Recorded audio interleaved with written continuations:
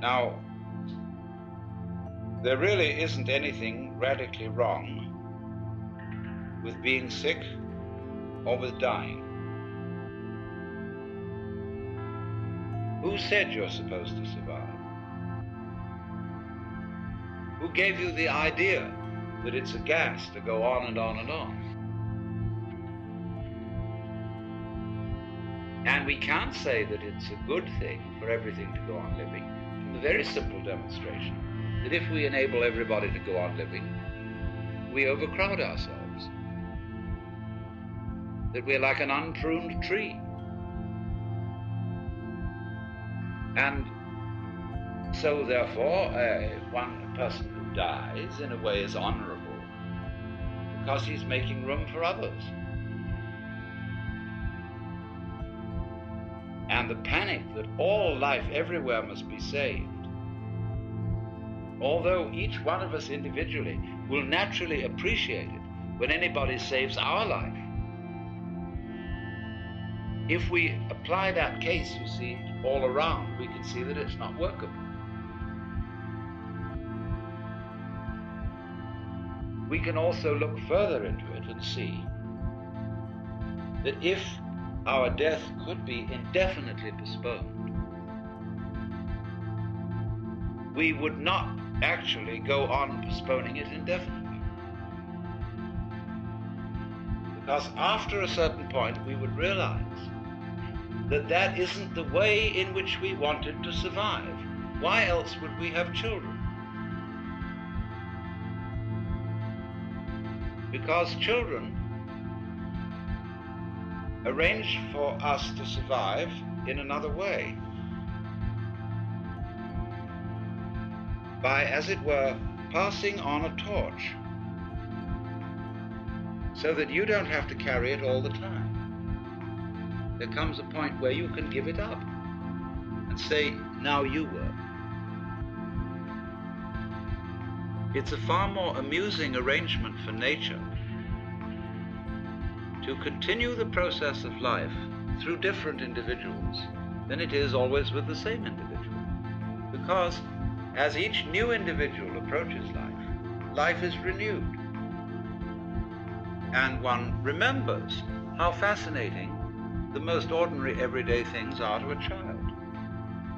Because they see them all as marvelous, because they see them all in a way that is not related to survival and profit. When we get to thinking of everything in terms of survival and profit value, we do, then the shapes of scratches on the floor cease to have magic. And most things, in fact, cease to have magic. So therefore, in the course of nature, once we have ceased to see magic in the world anymore, we are no longer fulfilling nature's game of being aware of itself. No point in it. And so we die. And so something else comes to birth, which gets an entirely new view. And so nature's self-awareness is a game worth the count. It is not, therefore, natural for us to wish to prolong life indefinitely. But we live in a culture where it has been rubbed into us in every conceivable way that to die is a terrible thing.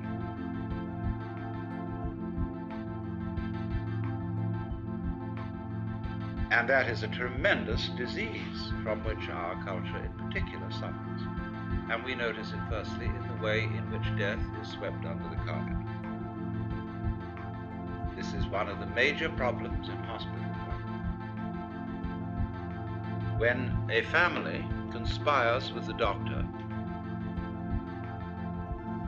to keep from grandmother the knowledge that she is dying. Grandmother suspects that she is dying, but probably doesn't really want to know for sure. And her family talk with her in such a way as to say, well, it'll be, you'll probably be getting all right in a few weeks. Won't it be nice to be able to do this, that, and the other? Because they have this funny feeling that it's important to build up courage and hope. And so they become liars, and a mutual mistrust develops. Because once you are playing the game on that level, you tend to play the mistrust on other levels. So the person is left to die alone, suddenly, unprepared, and doped up to the point where death hardly happens.